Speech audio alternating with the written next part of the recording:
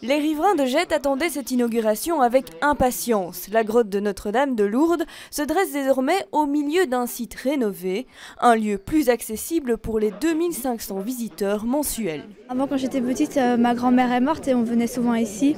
Et on allumait des bougies.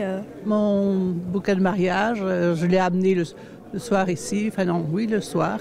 Et c'est ma famille qui l'a vu le lendemain, elle dit tiens, ils sont passés par ici, voilà. C'était quand? En 1956.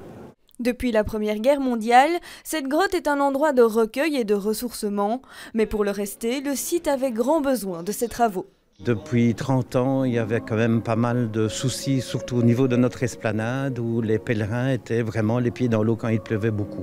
Donc l'évacuation de l'eau ne se faisait plus, et donc on devait vraiment changer cette esplanade afin d'être accueillant pour les visiteurs. En présence de politiques, des dizaines de personnes ont été remerciées pour ce travail de restauration. Il y a beaucoup de dames, mais aussi il y a un monsieur, Joseph. Un tout grand merci pour votre aide. Parmi eux, des bénévoles souvent touchés par la notoriété de la grotte restée ouverte au public. J'étais fort frappé par le nombre de personnes qui peuvent passer un moment bref ou long sur le site durant la journée. Grâce à cette rénovation, des clichés comme celui-ci sont encore possibles près de 100 ans plus tard.